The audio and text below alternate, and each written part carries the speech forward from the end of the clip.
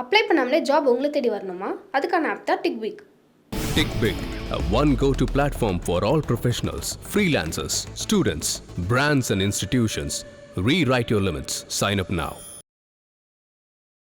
வல்லக்கோட்டை முருகன் கோயிலில் குடமுழுக்கு விழாவில் செல்வப்பெருந்தை அவர்கள் ரொம்ப மோசமான ஒரு நிலையில் நடத்தப்பட்டிருக்காரு, அவமதிக்கப்பட்டிருக்காரு அப்படின்ற ஒரு குற்றச்சாட்டை செல்வப்பெருந்தகையே பதிவு பண்ணுறாரு. அவருக்கு அங்கே உள்ளே போக அனுமதி இல்லை. மாறா திமுக எம்எல்ஏ மோகன்றவர் அண்ணாநகர் எம்எல்ஏ இருக்கார், பாஜக தலைவர் தமிழிசை சவுந்தரராஜன் இருக்காங்க. ஆனால் தொகுதி எம்எல்ஏக்கு அங்கே இடம் இல்லை. ஆனால் நீங்கள் வாய்கழிய பேசிட்டு திராவிட மாடல்னு உங்கள் அரசு நடத்தக்கூடிய ஒரு நிகழ்வில் ஒரு தலித் தலைவருக்கு, ஒரு சட்டமன்ற உறுப்பினருக்கு இப்படிப்பட்ட அவமானம் நடக்குதுன்னா இதுக்கு யார் பொறுப்பு? சார், அது எப்படி சார் அந்த கோயில் அதிகாரிகளுக்கு ஒரு எம்எல்ஏவை இந்த அளவுக்கு அவமதிக்கிறதுக்கான தைரியம் எங்கேருந்து வருது? அது ஆச்சரியமான விஷயம். அப்போ மேலேருந்து எவனா ஹாஸ்டலுக்குலாம் சமூக நீதினு பேர் வச்சாங்களே, அந்த இதுக்காக வாழ்த்து தெரிவித்து வரவேற்றுட்டு வந்தாங்க. ஆனால் இதை பற்றி அங்கே பேசினாங்க. அதை எப்படி பேசுவாங்க? இப்போ அடுத்த எலெக்ஷனில், இப்போ போன எலெக்ஷனில் வாங்கின 6 சீட்டு வேணும், இல்லை கூட ஒரு 2 சீட்டு வேணும். இதுதான் விசிகாவோட எண்ணமே தவிர வேறு என்ன இருக்குது? எல்லாரும் மாதிரி இதை வச்சு விசிகாவும் அரசியல் தானே பண்ணுது. சார் வணக்கம் சார்.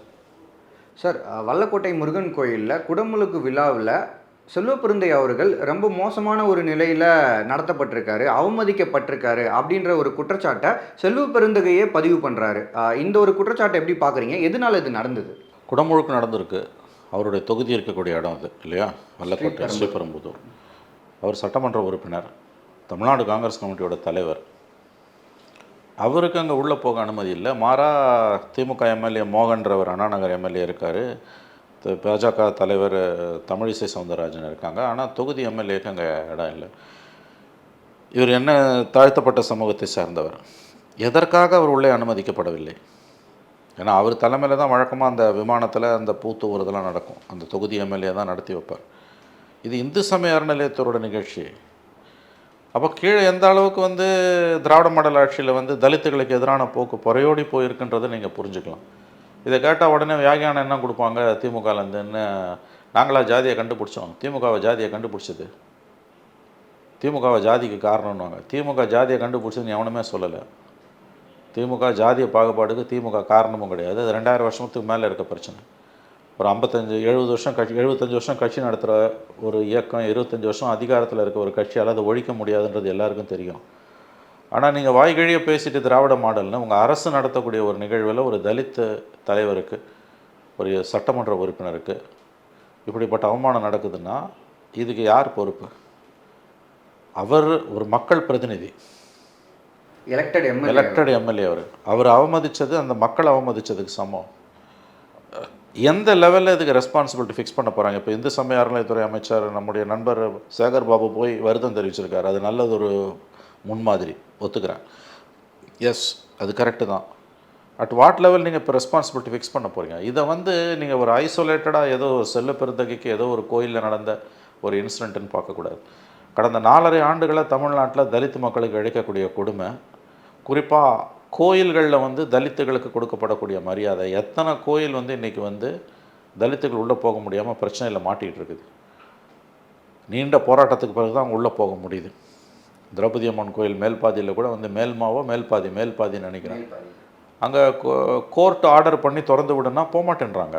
வழக்கமாக கோர்ட் ஆர்டர் பண்ணிச்சுன்னா இராணுவத்தை வச்சு அது கூட அழைச்சிட்டு போகணும். கலெக்டரும் எஸ்பியும் ஒரு வெள்ளிக்கிழமை சொல்கிறாங்க, உங்களுக்கு கடைசி வாய்ப்பு, திங்கக்கிழமை வருவோம், நீங்கள் வந்தீங்கன்னா எல்லோரும் உள்ளே போகலாம், இல்லை நாங்கள் போலீஸோடு உள்ளே போவோன்னு எஸ்பியும் கலெக்டரும் அந்த போராட்ட களத்தில் இருக்க மக்களை எச்சரிக்கிறாங்க. திங்கக்கிழமை எல்லாம் சந்தோஷமாக தலித் மக்கள் அங்கே கூடினா கோயிலை இழுத்து சீல் வச்சுட்டு போட்டாங்க. அதுக்கப்புறம் 1.5 வருஷம் பொறுத்து தான் அது கோயிலே திறக்க முடியுது. ஒரு பக்கம் வைத்தியநாத ஐயர் போனால் வைக்கம் ஆலய நுழைவு போராட்டத்தை பெருசாக பேசிக்கிட்டு கேரள அரசும் தமிழ்நாடு அரசும் விழா எடுக்குது. 2 மாநில முதலமைச்சர்களும் ஒன்றா சேர்ந்து கைகோத்து வைக்கத்தில் போய் கண்காட்சியெல்லாம் தொடங்கி வைக்கிறாங்க. ஸ்டாலின், முதலமைச்சர் ஸ்டாலின் அங்கே போகிறார். அவர் அங்கே போகிற அதே நேரத்தில் மேல்பாதியில் திரௌபதி அம்மன் கோயில் பூட்டி கிடக்குது. அப்போ வைக்கம் போராட்டத்தை நடத்துறதுக்கு ஏதாவது அர்த்தம் இருக்கா? 100 வருஷத்துக்கு முன்னால் தீண்டாமை கொடுமை இருந்ததுன்னா புரிஞ்சுக்கலாம் நம்ம. அது அந்த காலகட்டம். இன்றைக்கி நாடு விடுதலை அடைஞ்சு 75 வருஷம் பொறுத்து, 78 வருஷம் பொறுத்து, திராவிட இயக்கங்கள் தோன்றி கிட்டத்தட்ட 100 வருஷம் பொறுத்து, ஆட்சியை கைப்பற்றி 60 வருஷம் பொறுத்து, உங்கள் கோயில் மூடி கிடக்குது, கோர்ட் ஆர்டர் பண்ணி நீங்கள் திறக்க மறுக்கிறீங்க, சட்டம் ஒழுங்கு பிரச்சனை வரும்னு சொல்லுதுங்க மாவட்ட நிர்வாகம். இந்த வெக்கக்கேடு, இந்த ரெட்டை வேஷம் எங்கேயாவது நடக்குமா யோசிச்சு? ஒருத்தனுமே ஒரு மீடியாவும் இதை எழுத மாட்டேன்றாங்க. வைக்கத்தை பற்றி அவ்வளோ தூரம் வாய்க்கழிய பேசுகிறாங்க, வானத்துக்கு பூமிக்கு குதிக்கிறாங்க, போராடுறாங்க, எல்லா டிவிலையும் 900 டிவியில் நேரடி ஒளிபரப்பு பண்ணுறாங்க, எல்லாம் கரெக்டு. உள்ளூரில் நாறுதே. அப்போ இந்த ரெட்டை வேடம் தான் திராவிட இயக்கத்தோட சாதனை கடந்த 4.5 ஆண்டுகளில். செல்வ பெருந்தகைக்கு நடந்ததை நீங்கள் தனிப்பட்ட நிகழ்வாக பார்க்காதீங்க. அரசு எந்திரம் கட்டமைப்பு ரீதியாக சிவில் நிர்வாகத்தில் இருக்கக்கூடிய அதிகாரிகள், வருவாய்த்துறை அதிகாரிகள், காவல்துறை அதிகாரிகள், இந்து சமய அறநிலைத்துறையில் இருக்கக்கூடிய அதிகாரிகள் கட்டமைப்பு ரீதியாக அவங்க வந்து ஸ்ட்ரக்சரலின்னு வாங்க ஆங்கிலத்தில் தலித்துகளுக்கு எதிராக நிற்கிறார்கள். என்ன தைரியம் இருக்கும் அந்த அதிகாரிக்கு? தனிக்கும் தொகுதி எம்எல்ஏ, ஸ்கூல் பசங்கள் ஆரம்பித்து இப்போ எம்எல்ஏ வரைக்கும் வந்துருச்சு. அவ்வளோதான். ஒரு அதிமுக எம்எல்ஏவை நீ உள்ளே விடுற, வேறு தொகுதி அவர். பிஜேபி தலைவர் சவுந்தரராஜனை தமிழிசை உள்ளே விடுற, தொகுதி எம்எல்ஏ திமுக எம்எல்ஏ உள்ளே இருக்கார், அந்த தொகுதி எம்எல்ஏ மக்கள் பிரதிநிதி உள்ளே இல்லைன்னா அது மக்களை அவமதிக்கிறது. அதை பற்றி கவலையும் கிடையாது. இது ஐசோலேட்டடாக பார்க்காதீங்க. வைக்கம் போராட்டத்தை, வைக்கம் நூற்றாண்டில் பினராயி விஜயனோடு கைகோத்து ஸ்டாலின் நிற்கிறாரு, மேல் பாதியில் கதவு மூடி கிடக்குது. இந்த அவலத்தை பற்றி ஒருத்தனாவது அன்றைக்கி டிவியில் அதை லைவ் பண்ணும்போது பேசினானா? ஒரு ஆங்கராவது பேசினானா? இல்லை கலந்துக்கிட்ட யாராவது தான் பேசினாங்களா? அப்போ இந்த மோசடியை, இந்த ரெட்டை வேஷத்தை, இந்த அட்டுழியத்தை எங்கெங்கே போய் சொல்கிறது? இதுக்கு வெளிப்படையாக நீ வந்து இந்துத்துவா லைன் எடுத்து சாதியை ஏற்றத்தாழ்வை நியாயப்படுத்துகிறவனை கூட நீங்கள் மன்னிச்சிடலாம். அவனுக்காவது ஒரு நேர்மை இருக்குது, நேரடியாக பேசுகிறான். சமூக நீதின்னு சொல்லிட்டு இப்போ சமூக நீதி எல்லா ஹாஸ்டலுக்கும் பேரை மாற்றிட்டாங்க, சமூக நீதி ஹாஸ்டல்னு வச்சுட்டாங்க இல்லையா? அதனால் என்ன பிரயோஜனம்? அதான் போட்டிருந்தாங்கல்ல, சோறு வச்சியா பேர் வச்சியா சோறு வச்சியான்னு கேட்டாங்கல்ல. திருமண பக்கம்லாம் தலித்துகளுக்கு எதிரான கொடுமை தலைவிரிச்சாடுது. ஒரு மக்கள் பிரதிநிதியால் உள்ளே போக முடியல, அவர் தொகுதியில் நடக்கிற கோயில் கும்பாபிஷேகத்துக்கு உள்ளே போக முடியல. அப்போ என்ன நிர்வாகம் இது? அப்போ இந்த திராவிட மாடல்ன்றது எவ்வளோ ஒரு போலியானது. இடைநிலை சாதிகளோட ஆதிக்கத்தை மேலும் மேலும் கால்கோள் பரப்பி அதை நிலைநிறுத்துவதற்கான ஒரு அரசியலை தான் இன்றைக்கி திமுக பண்ணிகிட்டு இருக்குது. சிவிலியன் நிர்வாகம் இவ்வளோ தூரம் மோசமாக போயிருக்குன்னா அது யாருங்க காரணம்? அந்த கோவில் நிர்வாக அதிகாரி சஸ்பெண்ட் பண்ணப்பட்டிருக்கணும்ல. இன்றைக்கி 2 பேரை சஸ்பெண்ட் பண்ணினா பயப்படுவான். சஸ்பெண்ட் பண்ணிவிட்டு அவன் மேலே தீண்டாமை கொடுமையில் வழக்கு போடுன்றான். பிசிஆர் ஆக்டில் கேஸ் போடு. சார் அது எப்படி சார் அந்த கோயில் அதிகாரிகளுக்கு ஒரு எம்எல்ஏவை இந்த அளவுக்கு அவமதிக்கிறதுக்கான தைரியம் எங்கேருந்து வருது? அது ஆச்சரியமான விஷயம். அப்போ மேலேருந்து எவனா சொன்னான்னு வரும்.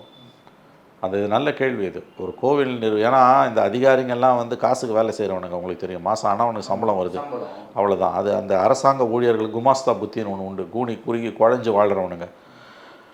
அதுவும் இது ரொம்ப பொலிட்டிக்கலி வாலட்டைல் சப்ஜெக்ட்னு தெரியும். இன்னைக்கு சட்டமும் ரொம்ப கடுமையாக இருக்குது சார். நீ திட்டவே முடியாது. ஒரு தாழ்த்தப்பட்ட சமூகத்தை சேர்ந்தவங்களை நீ அந்த பேரை சொல்லி திட்டக்கூட கூடாது. அவர்தெல்லாம் வார்த்தை வந்ததுனா கூட சிக்கல் வரும். அப்படி இருக்கும்போது இதை தைரியமாக எப்படி அவனை செய்யணும்? இப்போ என்ன நடவடிக்கை இந்த கவர்மெண்ட் எடுத்திருக்கு? சேகர் பாபு போய் பார்த்தாரு, நல்லதுங்க. எந்த செக்ஷனில் கேஸ் போட போகிறீங்க?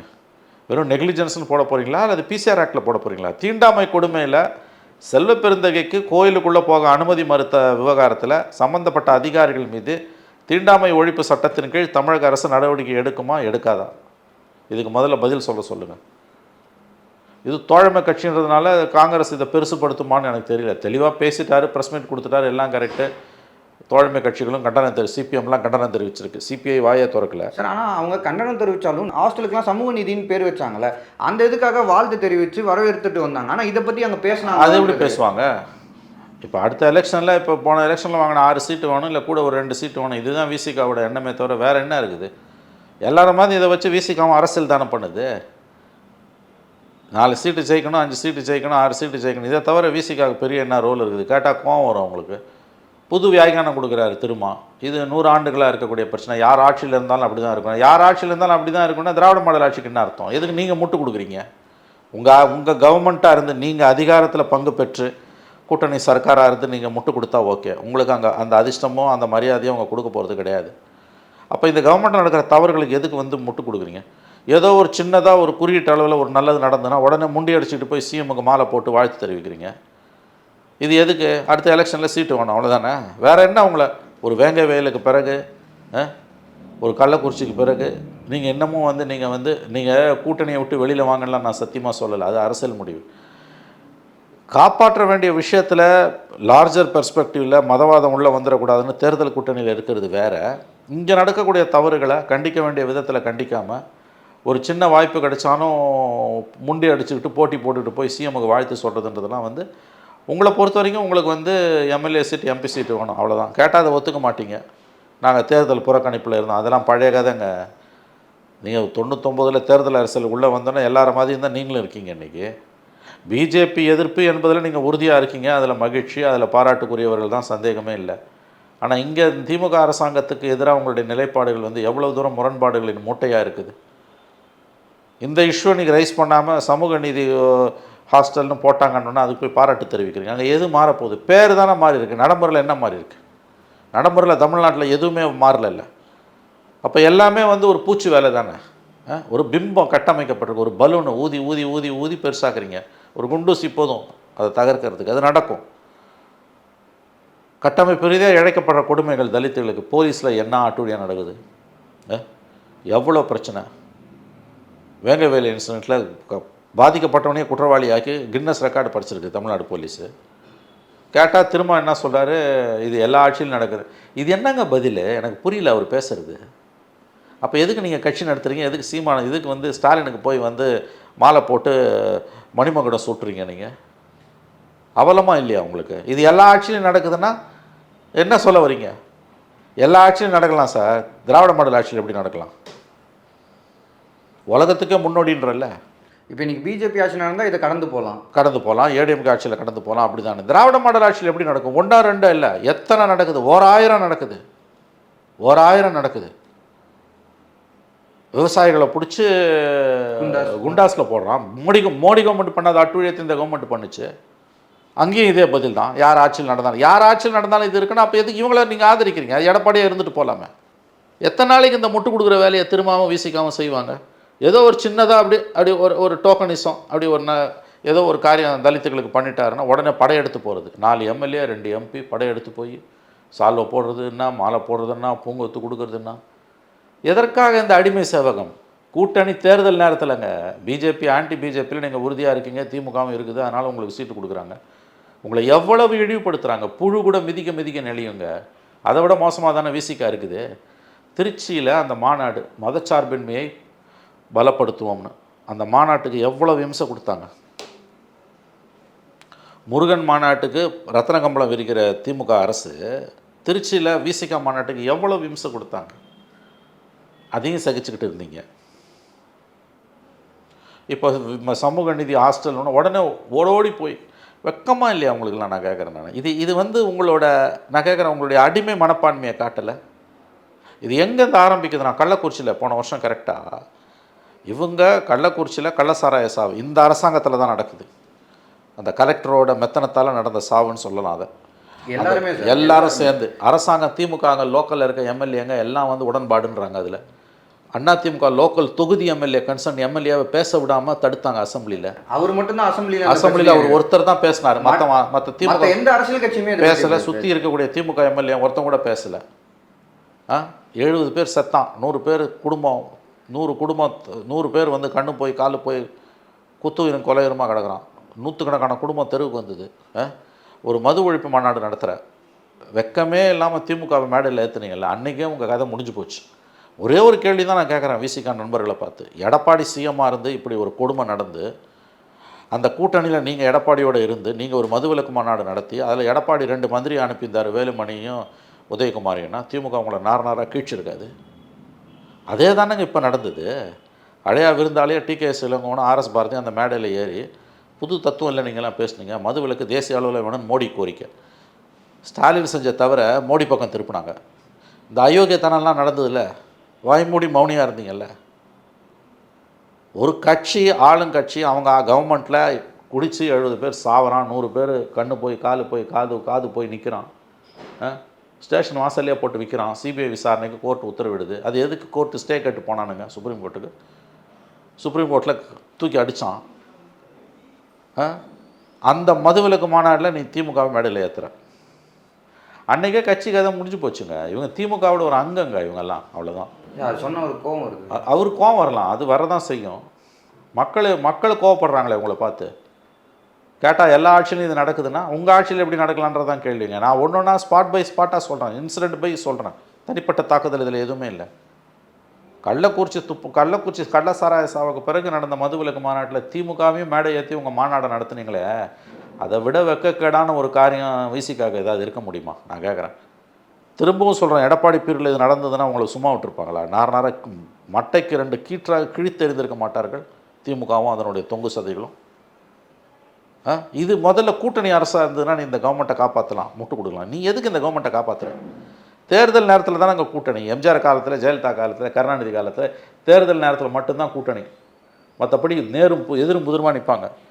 இந்த கவர்மெண்ட்டில் நடக்கக்கூடிய எல்லா பாவத்துக்கும் தவறு கூட இல்லை தம்பி. திமுக கவர்மெண்ட்டில் நடக்கக்கூடிய எல்லா பாவத்துக்கும் விசிகாவும் சிபிஎம்மும் சிலுவை சுமக்கிறாங்க. உங்களுக்கு என்ன லாபம் அதில் சொல்லுங்கள்? இன்னமும் மக்கள் உங்களை கொஞ்சம் நம்புகிறாங்க.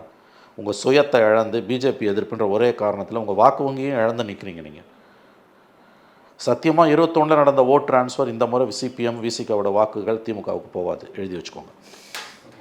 சார் நிறைய முக்கியமான விஷயங்களோட ஷேர் பண்ணிங்க சார். நேரம் ஒதுங்குனதுக்கு நன்றி சார். அப்ளை பண்ணாமலே ஜாப் உங்களை தேடி வரணுமா? அதுக்கான ஆப் தான் டிக்விக். TickBig, a one go-to platform for all professionals, freelancers, students, brands and institutions. Rewrite your limits. Sign up now.